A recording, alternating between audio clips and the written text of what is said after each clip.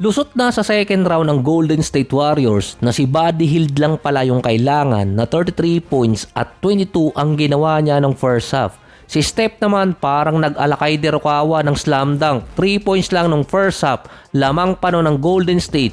22 points si Steph at 14 points ang ginawa niya nung last quarter. Tinalo ng number 7 seed ang number 2 seed. Gusto atang isa-isahin ni Butler yung mga lower seed sa playoffs. Ang Warriors ang pang-7 team na nakaabot ng semis at 5 beses nang tinalo ang Rockets sa playoffs since 2015.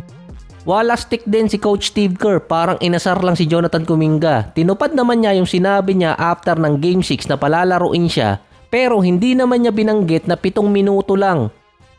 At least hindi sayang ang laba ng jersey ni Kuminga. 4 na players din ng Golden State ang nasa 40 minutes. Si Steph at si Butler ihilang ang pahinga. Si Kuminga 7 minutes pero nakalaro naman. Sabi nga ni Steph nung Game 5 na kapag impake na sila papuntang Minnesota. Ang Game 1 sa May 7, 9:30 AM. May pasok pa naman nun. Batman and Robin Padilla versus Ant-Man. Unang beses sa history na maglalaban ang Minnesota at Golden State sa playoffs. Ang last 7 seed team na nakapasok ng next round ay yung best friend ni Steph, si LeBron at Lakers noong 2023. Sila din yung last team na nakaabot ng West Finals bilang number 7 seed.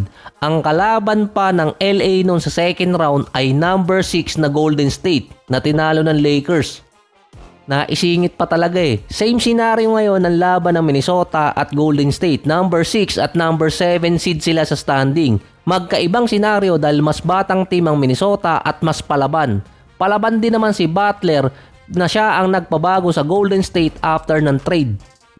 Sa head-to-head matchup, 3-1 ang record ng Golden State sa regular season series nila versus Minnesota. Ito yung time na wala pang Butler sa lineup. Wala lang, nilagay ko lang. Ang Minnesota nag-a-average ng 107 points per game sa first round. Ang Warriors naman 104. Plus 3 agad ang Minnesota doon.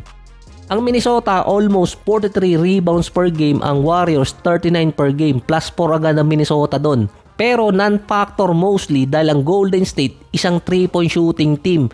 Pero yung game changer na nagpahirap sa small ball lineup ng Lakers na na-connect na rin naman kontra sa Minnesota, offensive rebounds, plus 18 points agad ang Minnesota sa second chance points dahil sa offensive rebound. Ang Warriors versus Rockets naman plus 17 points agad sa second chance points ang Houston, pero ang Warriors nakakakuha ng 14 points sa second chance points kontra sa Rockets. So hindi ganun kalayo. Sa turnover points naman, niyari ng Minnesota ang Lakers, plus 18 points agad sila doon. Ang Golden State naman, 17 points ang binibigay nila sa Rockets. Dito nalilimit ng Minnesota yung mga team na kalaban nila kapag nagka-turnover. Dahil nadidepensahan pa rin nila. Kaya nalilimit lang nila yung kalaban sa 10 points per game galing sa turnover nila. Nasa 24 assists per game naman ang Warriors kontra sa 22 per game ng Minnesota. Ang malaking lamang ng Golden State 3-point shooting, 15 out of 43 kontra sa Minnesota ang 12 out of 37. Na dahil sa 3-point shooting team ang Warriors, nalilimit lang sila sa 36 points per game sa paint kontra sa Minnesota ang nakakakuha ng 50 points per game. Kahit si Anthony Edwards nakakaskor ng mataas sa loob ng paint, kaya ang labanan doon yung magkuya, si Edwards at si Butler na parehong anak nitong si Michael Jordan.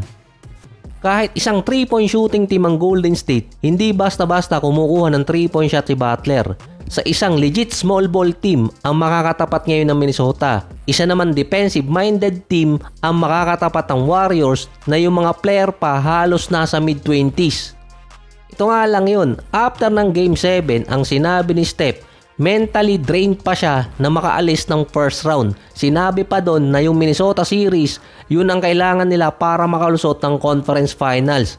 Walang time ang Golden State na makarecover kontra dito sa Minnesota dahil mas mahaba yung pahinga nila. Pero yung momentum nasa Golden State, yun nga lang rest day nasa Minnesota. Either way, kahit sino pwedeng makakuha ng Game 1. Ang problema ng Golden State nung makita nila yung schedule, may advantage agad ang Minnesota kung babase sa schedule at kung lalong lalalim yung series. 1 day apart lang kasi ang mga games nila. Wala pang 48 hours kapag natapos yung final whistle ng kada game. Si Steph, 37 years old na. Si Draymond, si Butler, 35 na. Meron pang iniindang injury si Butler at si Steph. Kulang sila sa time para makarecover. Kaya habang tatagal yung series, magiging advantage yun ng Minnesota dahil yung edad at injury ng Golden State. Maganda sana kung maulit ni Buddy Hield yung Game 7 performance niya kontra Minnesota. Na dahil sa 6 days, halos yung rest day ng Minnesota, 5.5 favorite silang papasok ng Game 1. Sila yung inaasahang mananalo nun. Sila ang may sabi nun. Ang career average pa ni Edwards versus Golden State, 24 points, 5 rebounds at 4 assists per game.